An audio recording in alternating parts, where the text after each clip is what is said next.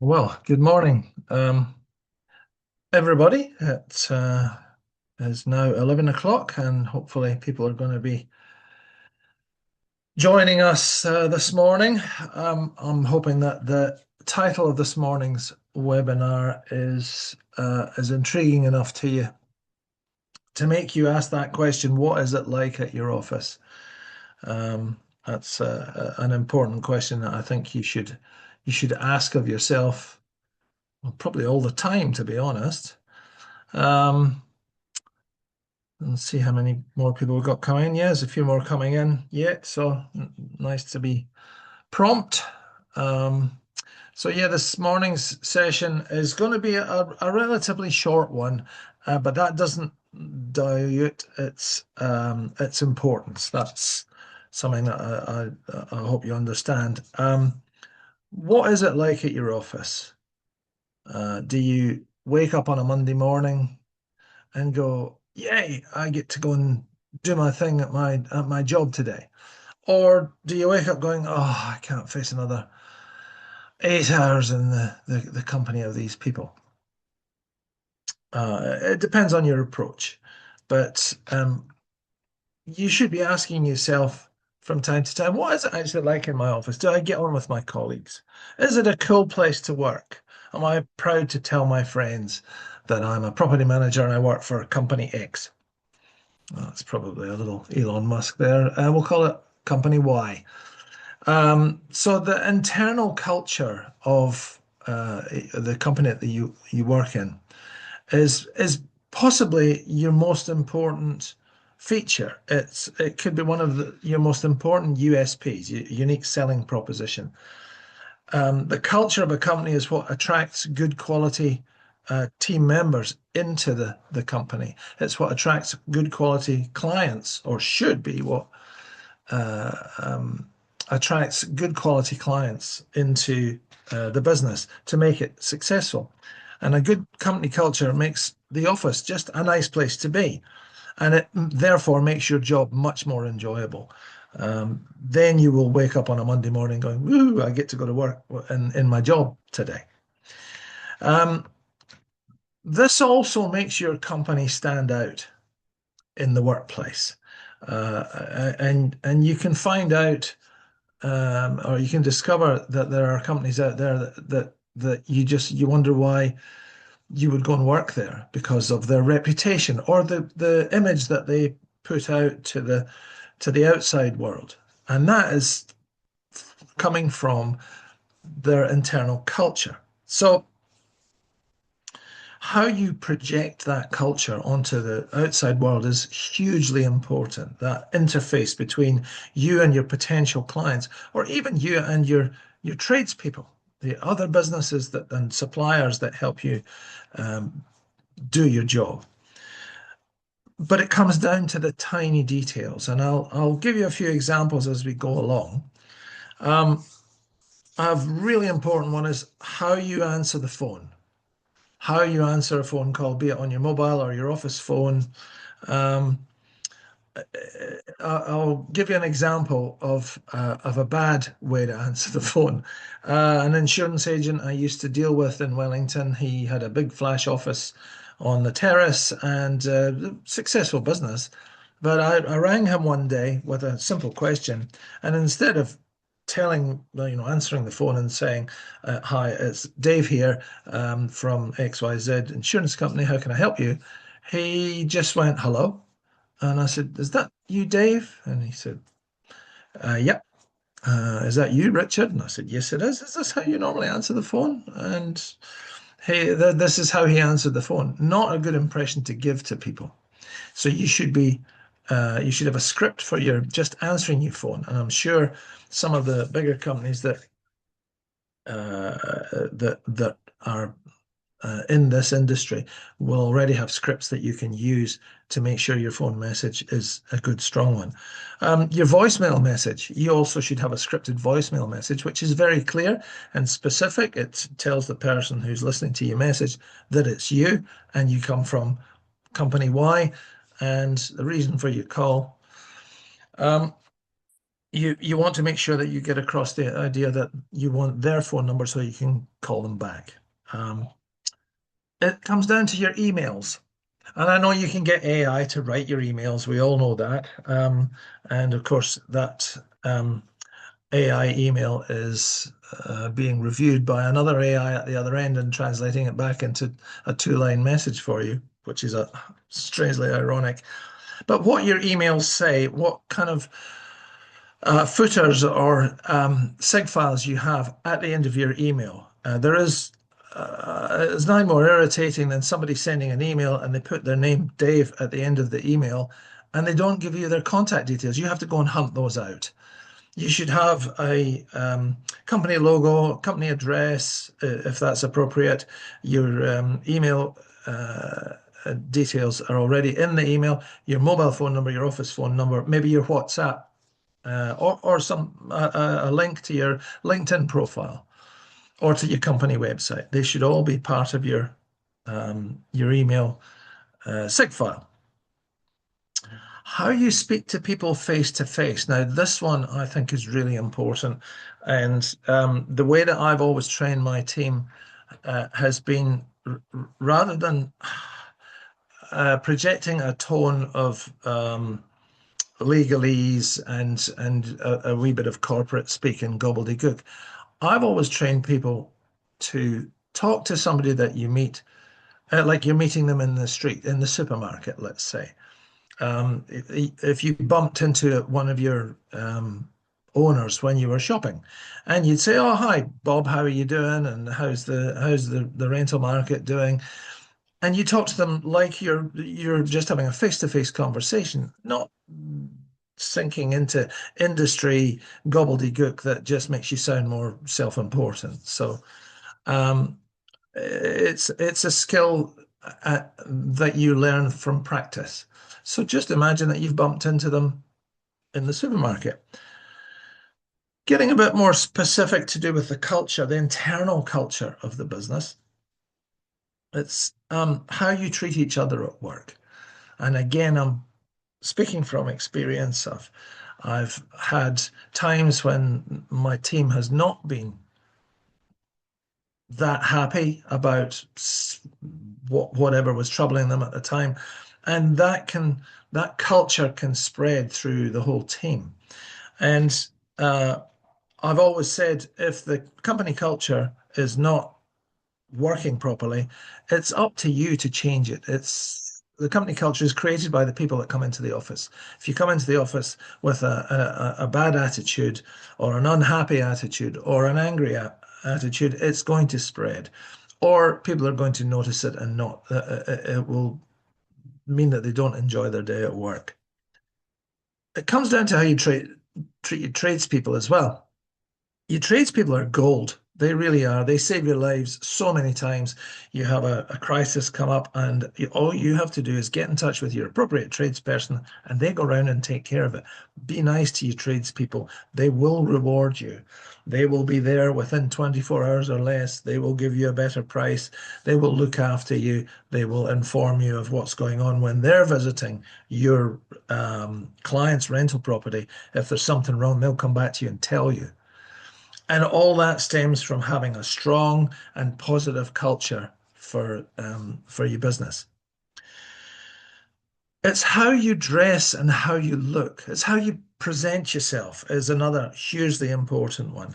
And again, I always go back to my own experience. I've had potential property managers interviewing for a job with my company, and they've said, "What's the dress code?"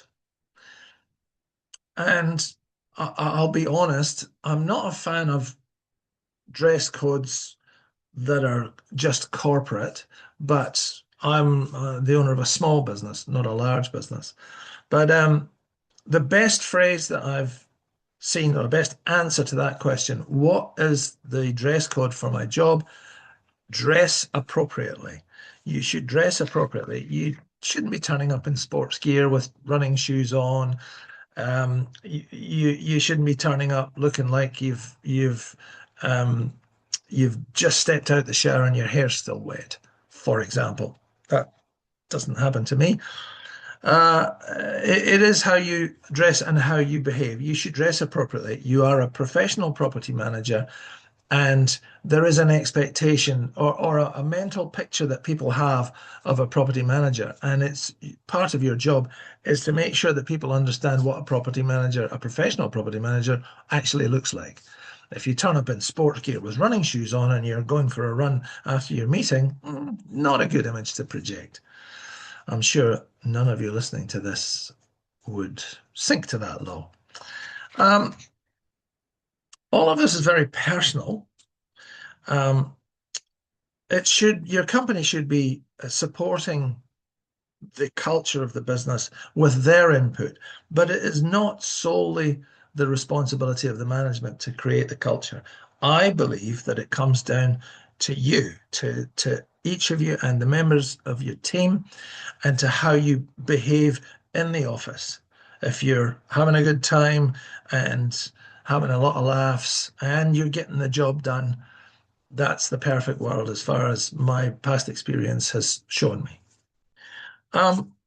So let's now move on from the inside culture, which not many people can see, to the outside culture. So what do prospective new clients or current clients expect you to be? Remember, those expectations will be many and varied. Some of them are from the experience that they've had with you already. What do they expect you to be? What do these new clients or these existing clients expect? They expect you to be knowledgeable about the rental market and the laws surrounding rentals. They expect you to have an opinion on which direction rents are moving in. Are they moving up? Are they moving down? Are they moving sideways? Are things improving or weakening? Have the new laws and compliances that the government and the local authorities bringing in, are those affecting their rental? Because the people have a rental for a few different reasons, but a lot of people have a rental as an investment for their future, and you're looking after their investment. So you should know what's going on in the market. If you don't know what's going on in the market, you may need to do a bit more homework. They expect you to be experts in solving problems and creating solutions on their behalf. If a problem comes up and all you do is take the problem to them and ask them what they want you to do, you maybe haven't done enough homework on the problem. If you go to them with a problem and say, here's one solution, or here's two ways we can fix this, much better level of service for your client owners. Owners will expect you, and tenants can do this as well. They expect you to be able to do almost anything or arrange something for them because you're the person with all the contacts. A client will also expect you to be to have a lot of experience in property management and be qualified, fully trained, up with all the rules, as I said before, keeping up with the compliances and the laws. They'll expect you to be a proactive communicator that keeps them informed. Owners do not want surprises. They don't want the Monday morning call to say the hot water tank blew up on Sunday and it's going to cost you $3,500 to get that fixed. Not a happy phone call. But if you're proactive and you say your hot water cylinder burst, there's a little bit of damage, but I've already got somebody cleaning up the water stains, and we'll get the painter in next week. Everything's under control. Here's a quote for a new cylinder. Those are the proactive steps that a property manager should be taking and going to their owner so that they know exactly what's going on. And the best way to communicate, again, I'm old school, so you may or may not agree with me, is to pick up the phone and talk to the person. Talk to them like they're human beings, rather than doing everything by email and it's impersonal. It's a very isolationist way of doing your work. Above all, owners, new and existing, expect you to do what you say you're going to do. If you tell them that the hot water cylinder is leaking, but you've got a plumber on the way, that's what they expect you to to actually have arranged and got timetables booked into your diary. If you don't do that, then you're not following up on what you say. So you follow up what you tell them with your actions. So, and owners, and I'll include tenants too. And your owners and your tenants' satisfaction is extremely important and should be your main goal in all your interactions, generally through your day and your week. Making your owners and tenants feel special and comfortable with their experience of renting from you is what matters the most. Um, Team behavior in the office or at a property is an important part of achieving this higher standard. So it's down to how you deal with everybody face to face. You want to try and keep those levels high. And that's not easy, but with persistence, it will improve things for you. You shouldn't be getting angry with people on the phone and having, arguments and discussions, angry discussions, or using bad language. And I'm a great exponent of bad language, but not in the workplace. You've got to be a helpful expert. You need to be knowledgeable but proactive and do what you say you're going to do, as I said a minute ago. You shouldn't be eating or drinking in front of someone when you're in a meeting, except for maybe the time-honored water bottle, which most of you should be carrying. So no eating or drinking. You might get the odd owner that will offer you something to eat, or a cup of coffee or a cup of tea is fine. I did get offered whiskey once at I think at 10:30 in the morning when I was meeting an owner in Wellington. Lovely guy, and he said, "Would you like a drink?" I said, I'll have a glass of water." He offered me a whiskey. I turned him down, much to my annoyance. When you're in an appointment, you're meeting somebody, or you're meeting a tenant or an owner, whatever. You should put your phone on silent, or straight to voice message. You certainly shouldn't be answering your mobile while you're in a meeting with somebody, because you're in a meeting with somebody, and so the phone call that's coming in can wait. You can ring them back when you're done. You can have an auto respond on your phone that says, "I'll ring you back in 10 minutes." These are things you can set up yourself. You need to maintain your owner's confidentiality. You don't discuss your interactions with them or the situation that you have with them with people outside the company. That's not a good thing to do. That's a part of your job, is to deal with your clients in confidence. So if you're visiting a property, it is sorry, I've covered that already. Let's go to the outside looking in again. Your vehicle and your signage, which your company presumably provides, should always be clean and tidy. I have seen one memorable company car that was had so many McDonald's wrappers inside it wasn't my company. So many McDonald's wrappers inside the vehicle that it's unbelievable that you could eat that much McDonald's. Your company car should be clean and tidy. I'm sure your boss has already told you the rules for that. But another trick that I think you can do with your company car is make sure you park it in a prominent place.